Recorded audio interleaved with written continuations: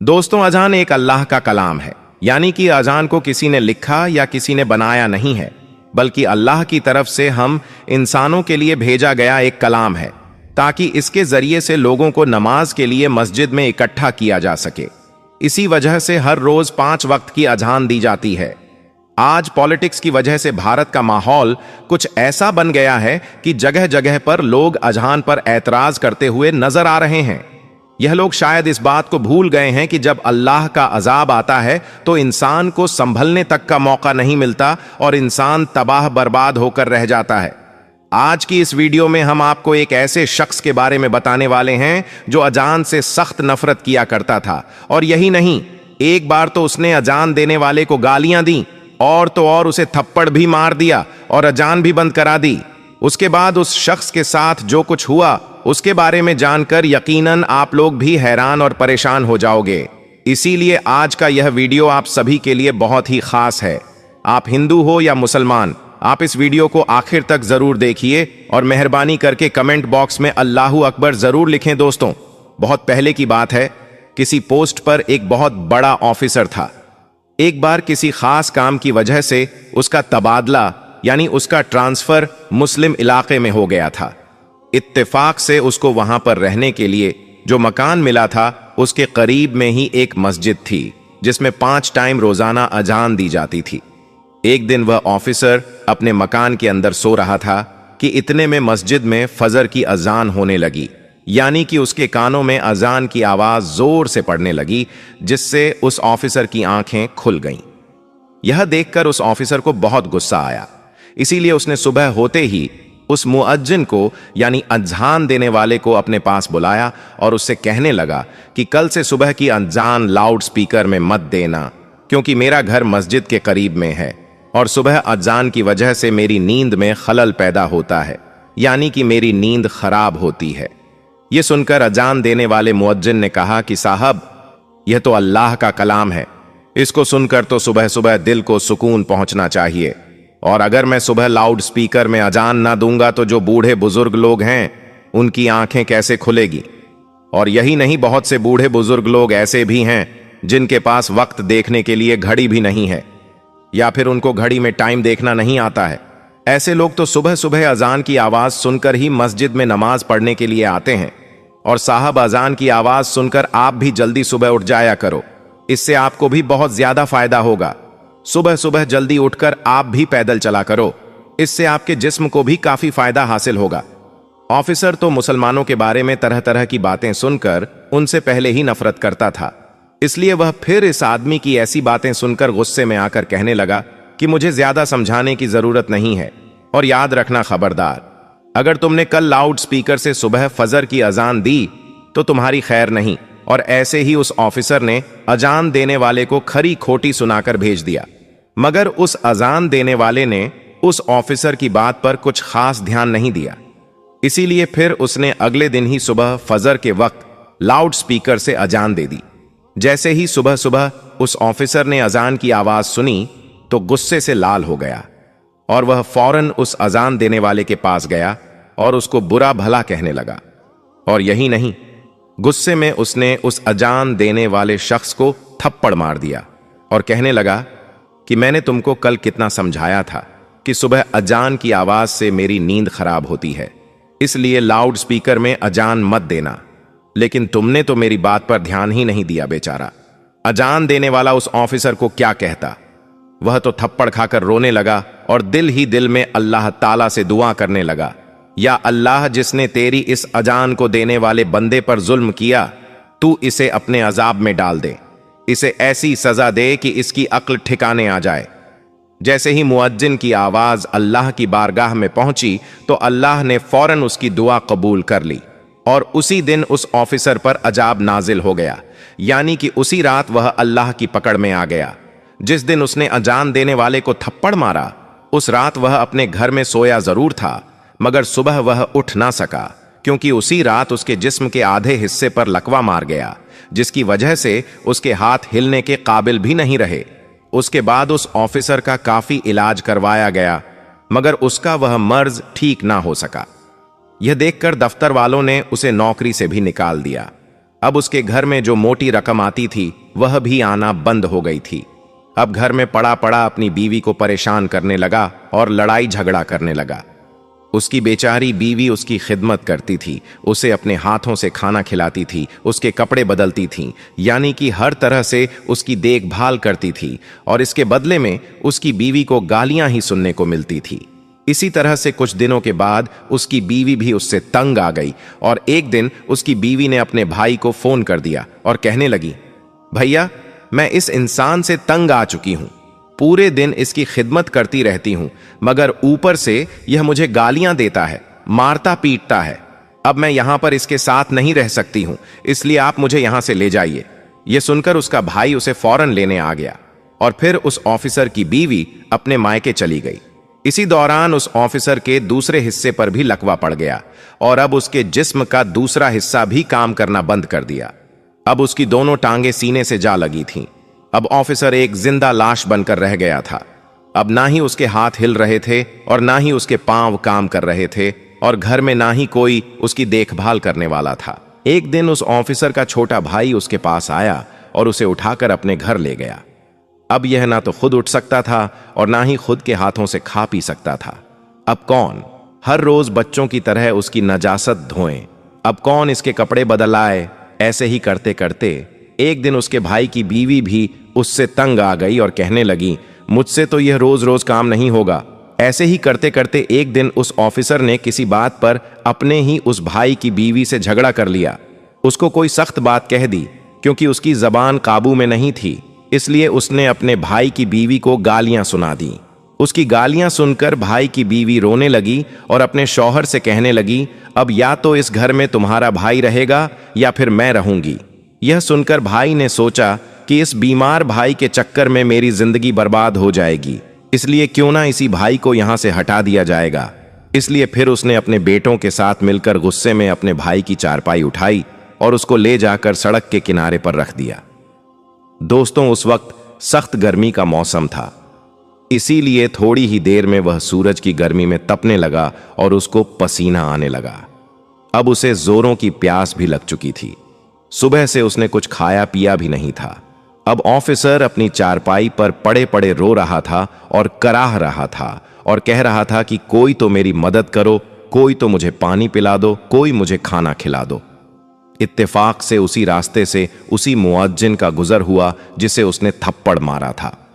उसने देखा कि सड़क के किनारे चारपाई पर एक शख्स लेटा हुआ फरियाद कर रहा है। यह देखकर वह मुअज्जिन उसके पास गया।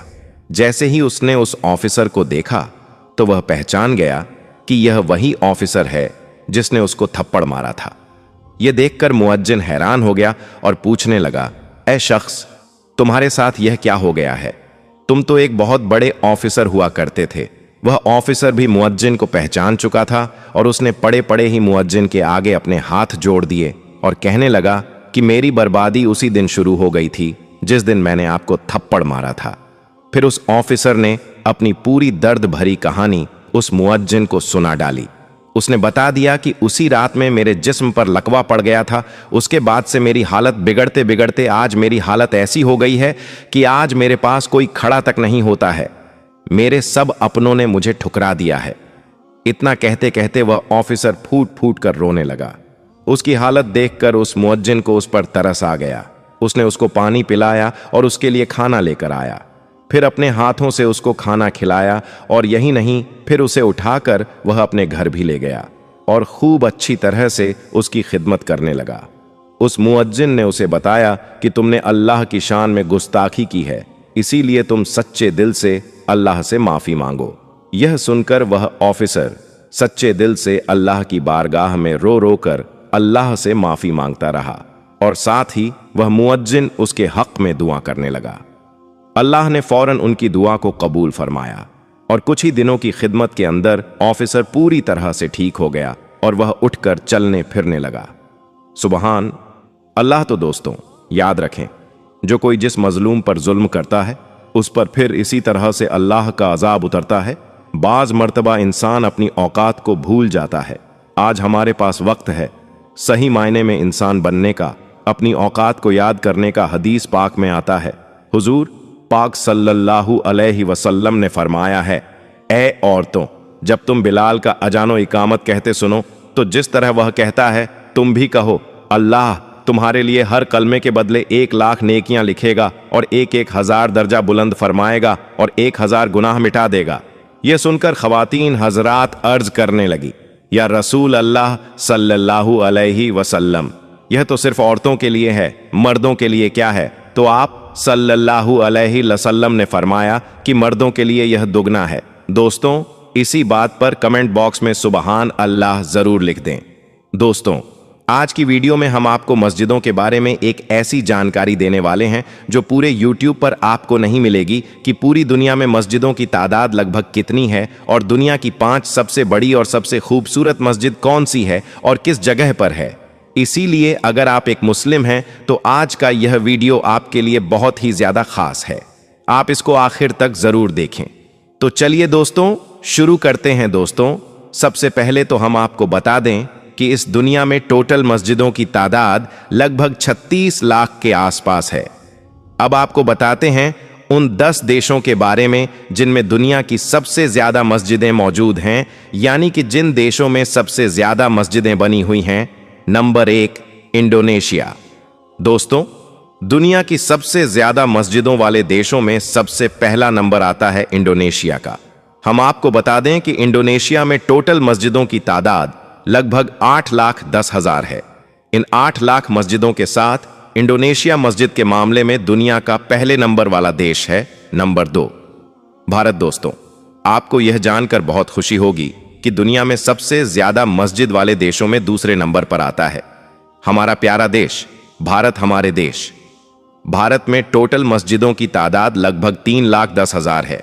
इन 3 लाख मस्जिदों के साथ भारत मस्जिद के मामले में दूसरे नंबर पर बना हुआ है। नंबर 3, बांग्लादेश। दोस्तों, दुनिया में सबसे ज्यादा मस्जिद वाले देशों में तीसरे नंबर पर आता है हमारा पड़ोसी मुल्क बांग्लादेश। हम आपको बता दें कि बांग्लादेश में टोटल मस्जिदों की तादाद 2,50,000 है, यानी कि पूरे बांग्लादेश में लगभग 2.5 लाख मस्जिदें बनी हुई हैं। इन 2.5 लाख मस्जिदों के साथ बांग्लादेश मस्जिदों के मामले में तीसरे नंबर पर दुनिया में बना हुआ है। दोस्तों, वीडियो में आगे बढ़ने से पहले अगर आप मुसलमान होने पर फख्र महसूस करते हैं तो दिल से इस वीडियो को एक लाइक जरूर करें। नंबर 4, पाकिस्तान। दोस्तों, दुनिया में सबसे ज्यादा मस्जिद के मामले में हमारा पड़ोसी मुल्क पाकिस्तान चौथे नंबर पर बना हुआ है। हम आपको बता दें कि पाकिस्तान में टोटल मस्जिदों की तादाद लगभग 1,20,000 है, यानी कि पूरे पाकिस्तान में 1,20,000 मस्जिद बनी हुई है। नंबर 5, इजिप्ट यानी मिस्र। दोस्तों, दुनिया में सबसे ज्यादा मस्जिद के मामले में 5वां नंबर आता है इजिप्ट का, यानी कि मिस्र का। हम आपको बता दें कि इजिप्ट में टोटल मस्जिदों की तादाद लगभग 108,000 है। इन मस्जिदों के साथ इजिप्ट दुनिया के 5वें नंबर पर बना हुआ है। नंबर 6, सऊदी अरब। दोस्तों, दुनिया में सबसे ज्यादा मस्जिद के मामले में 6ठे नंबर पर आता है सऊदी अरब। यह वही सऊदी अरब है जहां से इस्लाम धर्म की शुरुआत हुई थी। हम आपको बता दें कि पूरे सऊदी अरब में लगभग 94,000 मस्जिदें बनी हुई हैं। इन मस्जिदों के साथ सऊदी अरब 6ठे नंबर पर बना हुआ है। नंबर 7, तुर्की। दोस्तों, मस्जिदों के मामले में दुनिया में 7वां नंबर आता है तुर्की का। अगर हम तुर्की की बात करें तो पूरे तुर्की में लगभग 82,000 मस्जिदें बनी हुई हैं। इन 82,000 मस्जिदों के साथ तुर्की 7वें नंबर पर दुनिया में बना हुआ है। Number 8, Marrakesh. दोस्तों, इस देश का नाम बहुत से लोग शायद पहली बार सुन रहे होंगे, लेकिन आपको यह जानकर हैरानी होगी कि इस देश में मस्जिदें बहुत ज्यादा हैं। दोस्तों, अगर मराकेश की बात की जाए तो हम आपको बता दें कि मराकेश में टोटल मस्जिदों की तादाद लगभग 48,000 है। इन मस्जिदों की तादाद के साथ मराकेश दुनिया के 8वें नंबर पर बना हुआ है। Number 9, China. दोस्तों, दुनिया में सबसे ज्यादा मस्जिदों के मामले में 9वां नंबर आता है चाइना, यानी कि चीन का। हम आपको बता दें कि पूरे चीन में लगभग 41,000 मस्जिद बनी हुई है। इन मस्जिदों की तादाद के साथ चीन भी 9वें नंबर पर दुनिया में बना हुआ है। Number 10, Iran. दोस्तों, पूरी दुनिया में सबसे ज्यादा मस्जिदों के मामले में ईरान का 10वां नंबर आता है। हम आपको बता दें कि पूरे ईरान में मस्जिदों की तादाद लगभग 34,000 है। इन 34,000 मस्जिदों के साथ ईरान दुनिया के टॉप 10 मस्जिदों की लिस्ट में शामिल है। दोस्तों, अब आपको बताते हैं दुनिया की 5 सबसे बड़ी और सबसे खूबसूरत मस्जिदों के बारे में, यानी कि दुनिया में सबसे बड़ी और सबसे खूबसूरत मस्जिदें कौन सी है और वह कहां पर मौजूद है। दोस्तों, दुनिया की सबसे बड़ी और खूबसूरत मस्जिदों की लिस्ट में नंबर 1 पर आती है मस्जिद अल हरम। यह मस्जिद सऊदी अरब के मशहूर शहर मक्का में बनी हुई है। 4 लाख स्क्वायर मीटर में फैली यह मस्जिद निर्माण कला का एक अद्भुत नमूना है। हर साल हज के दौरान 40 लाख से भी ज्यादा मुसलमान इस मस्जिद में एक साथ नमाज अदा करते हैं। इस मस्जिद को पहली बार 622 ईस्वी में तामीर किया गया था।